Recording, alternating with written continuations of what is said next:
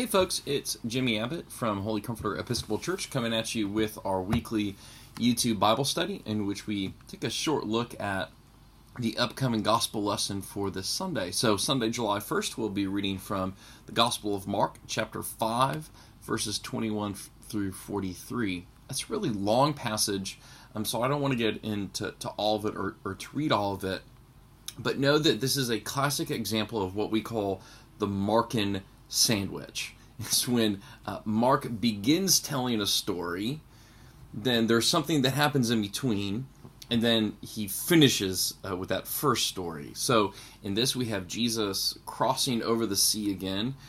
He comes to a town, and the leader of the synagogue there is named Jairus. Jairus says to Jesus, "Please come see my daughter. She's at the point of death. She's about to die. Lay hands on her." As Jesus is going to Jairus' home, he encounters a large crowd, and a woman who had been hemorrhaging for 12 years touches the hem of his robe and is made well, is made clean. And then they continue on to Jairus' home where he heals Jairus' daughter. I think Mark employs that tactic, the rhetoric of the Markan Sandwich, because it amps up the urgency of this a little bit. Our curiosity is piqued about why there's a delay here, and so we kind of are drawn in to wonder. I wonder what's going on here. What exactly is Jesus going to be up to? And now with these two stories, because remember, so much of what happens in the Gospel of Mark is urgency. All over the Gospel of Mark, and even in this passage, we have immediately that Jesus immediately goes to Jairus' home, or when the woman touches Jesus' robe, it says that she's immediately made well. So that immediacy.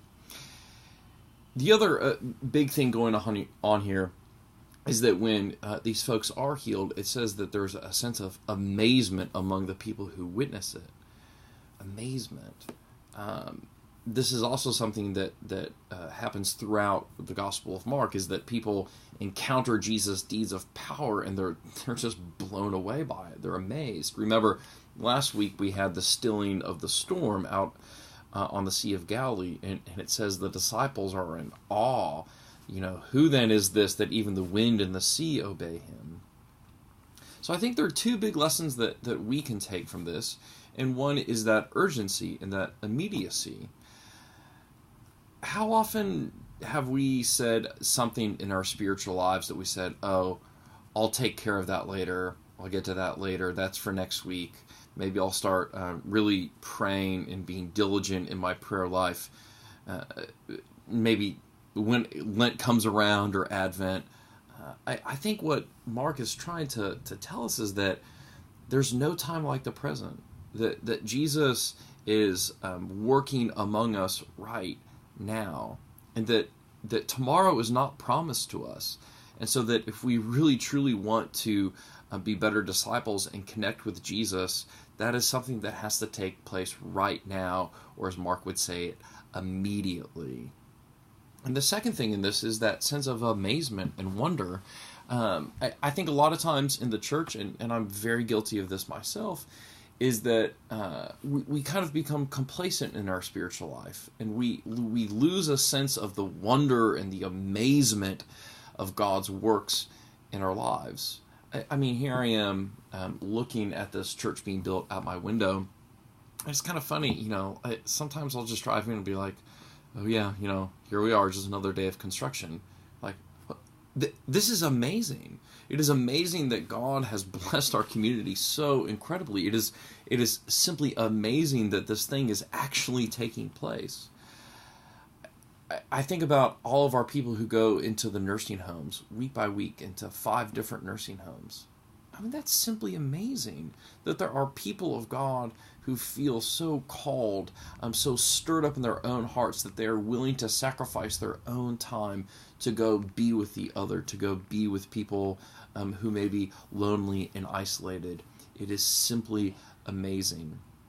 So what I invite and encourage you to do is to try to take some time and to just revel in the grandeur and the amazing works of God in your life and in the lives around you.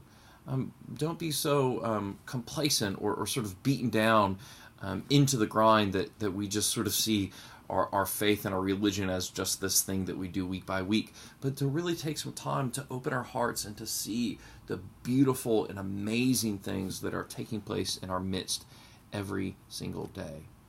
I thank you all for joining me. Of course, if you have any questions or comments, please email me or leave a comment here in the YouTube section, and I'd love to hear from you.